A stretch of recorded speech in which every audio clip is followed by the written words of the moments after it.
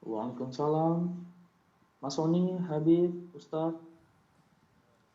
Silakan, ada apa sih? Ada masalah Assalamualaikum apa? Mau warahmatullahi curhat apa atau mau berbagi kebahagiaan? Silakan. Ini Mas Sony, Habib, Ustadz, saya mau curhat sekalian sharing sedikit. Jadi saya udah 10 tahun berumah tangga.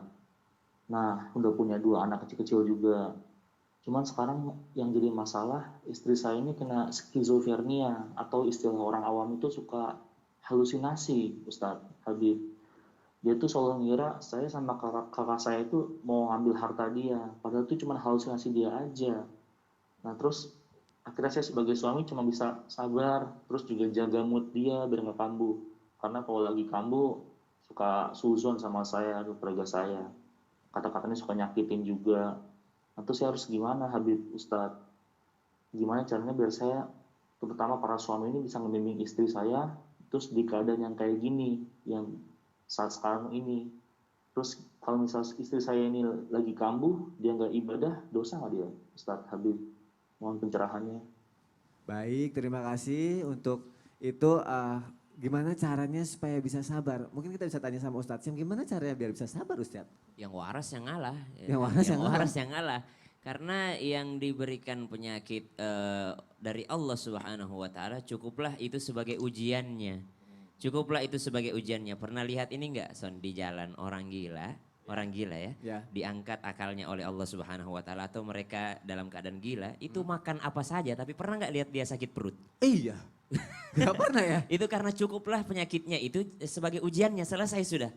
Nah, gitu jadi ya. penyakit kakaknya tadi cukuplah itu sebagai ujiannya. Kita lain juga ujian kita. Iya. Ujian adiknya apa? Ujian masnya tadi ya menghadapinya bagaimana? Menghadapinya bagaimana? Ya tetap karena udah tahu oh ternyata penyebabnya demikian. Oh makanya saya yang bersabar menghadapi orang yang sedang sakit tadi. Tapi kalau lagi sadarnya disinilah pas kita lagi sadarnya disitulah mungkin tadi masnya untuk yang namanya memberikan pencerahan atau memberikan tabayun, klarifikasi. Saya tuh nggak mau ngambil hartanya sebenarnya. Buktinya saya atau belikan hadiah, buktinya saya beliin hadiah, buktinya saya berikan ini, buktinya saya berikan ini. Mungkin seperti itu.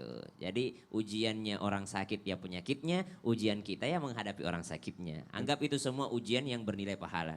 Dan kalau kita sabar, pahalanya kita dapatnya lebih besar banget ya Ustadz Syam Iya ya? dong. Masya Allah. Baik, kalau itu dari sisi sabarnya, tadi ada pertanyaannya lagi gini Habib Abdullah.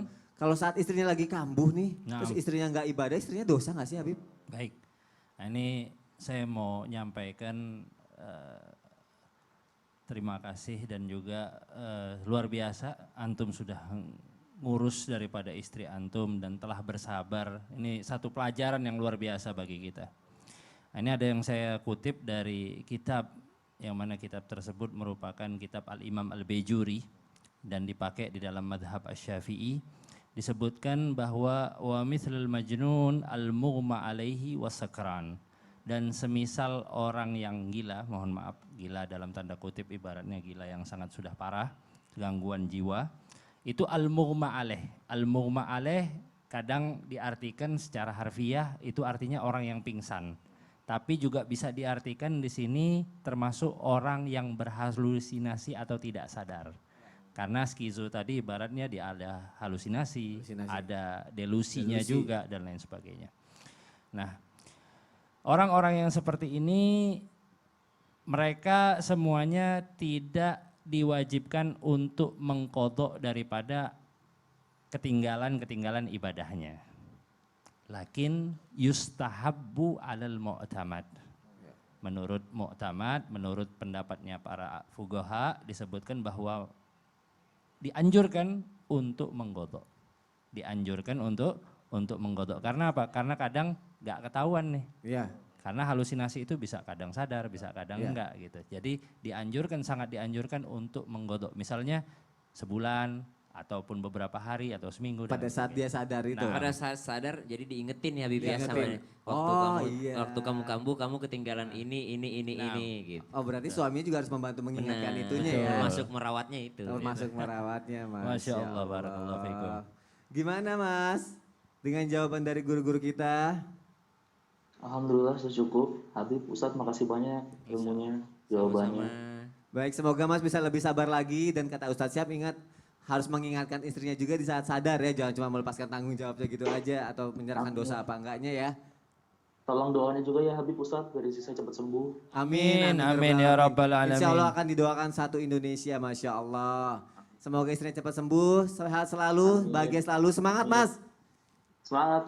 Ya, Assalamualaikum warahmatullahi wabarakatuh. Waalaikumsalam. Waalaikumsalam warahmatullahi wabarakatuh. Masya Allah. Sekali lagi terima kasih untuk jamaah yang sudah mengirimkan pertanyaannya juga. Dan terima kasih untuk jamaah yang sudah mau curhat di sini. Insya Allah jadi pelajaran bukan buat kita doang, tapi untuk jamaah seluruh Indonesia juga. Masya Allah. Baik, akan kita lanjutkan lagi. Sekarang saya mau nanya sama Habib Abdullah. Habib, Silakan. benar nggak sih Habib ketika seseorang sudah mengejar akhirat, meninggalkan dunianya, tapi malah bukan cuma makhluk di dunia ini yang akan membantunya ketika di dunia, tapi ada makhluk langit yaitu malaikat yang akan membantu kita juga, Bib. Betul. Betul? Bahkan di tempat kita ini nih ada anggota tubuhnya malaikat. Di mana di bawah sini, Di Bib? bawah kaki nih. Ada, Bib. Di bawah Bener. kaki nih. Loh, bukannya harusnya malaikat cuma di bawah bantu kaki Nabi ya? jamaah juga di rumahnya. Waduh. Kalau gitu aku mau penjelasannya Bib, sekarang apa nanti baik ini Nanti, Bib? nanti. Nanti aja ya karena panjang ya Bib ya. Baik jamaah jangan kemana-mana, tetap di Islam itu indah. Jamaah, oh jamaah. Alhamdulillah.